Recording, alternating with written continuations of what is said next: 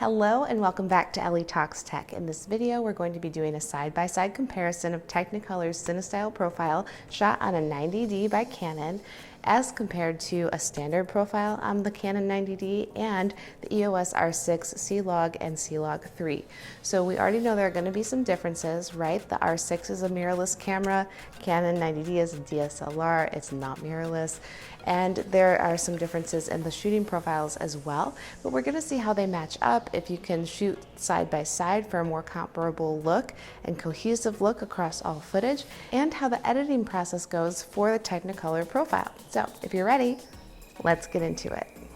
So I first wanted to do a side-by-side comparison of Canon's CLOG3 on my EOS R6 compared to the CineStyle profile on the 90D.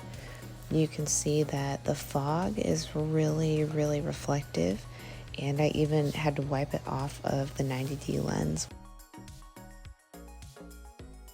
So in the pre-edits, you can see that the highlights are really clipping in the Technicolor profile, and that CLOG has a little bit of clipping, but it's not really as dramatic, which doesn't bode great for the editing. Once I got into the edits, you can see that I'm moving pretty quickly here. We're going to start with editing the CLOG3 footage and adjusting that to decompress the information and get it to sort of a baseline before I start trying to match the Technicolor profile. You can see that it's not matched, but I have a starting point. And now we're going to get the Technicolor profile to a little bit of a baseline here as well. And then we're going to fine tune that. But unfortunately, the Technicolor profile was actually clipping quite a bit on the highlights, and it made it hard to match the pictures. Now we're going to see how the Canon CLOG compares to CineStyle. So it's the older CLOG profile from Canon. And you're going to watch a quick adjustment here. I did not screen record because I did essentially the same thing for this footage that I did for the first set of footage, but you can see it being adjusted. And it matches a lot better in my opinion. The CineStyle is still a little bit more pink, but it just matches better.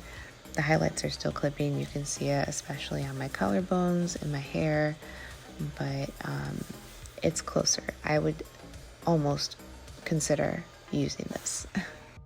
And then to give you an idea of how a standard Canon profile would perform, we're just going to take a quick look at this with the original scopes. You can see the highlights are just all over the place, and then a quick edit.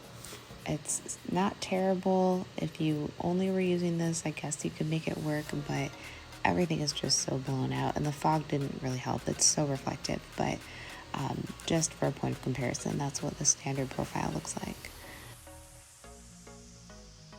And I also wanted to show you how CLOG compares to a standard profile with a less harsh lighting, so I was closer to the camera. The highlights weren't all over the place. I was blocking a lot of the skyline, and it actually is a pretty decent point of matching.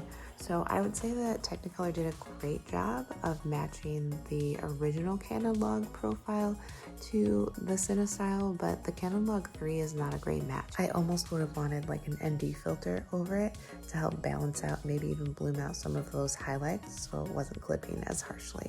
Final thoughts on how this profile edits and shoots. I actually really like it. It does help reduce clipping of highlights in really highly exposed areas.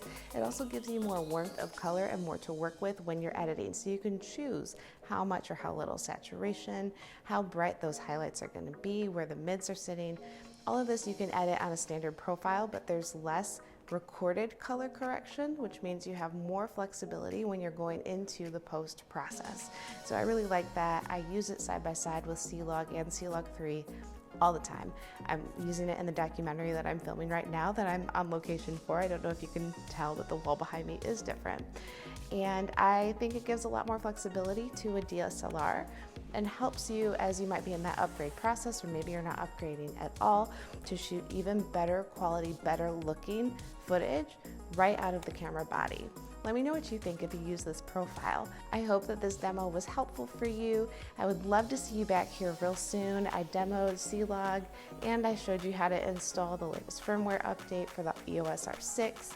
So you can check those out here if you'd like to. You can also stick around by hitting subscribe. Give me a thumbs up if the video was helpful to you. And as always, I would love to see you back here real soon.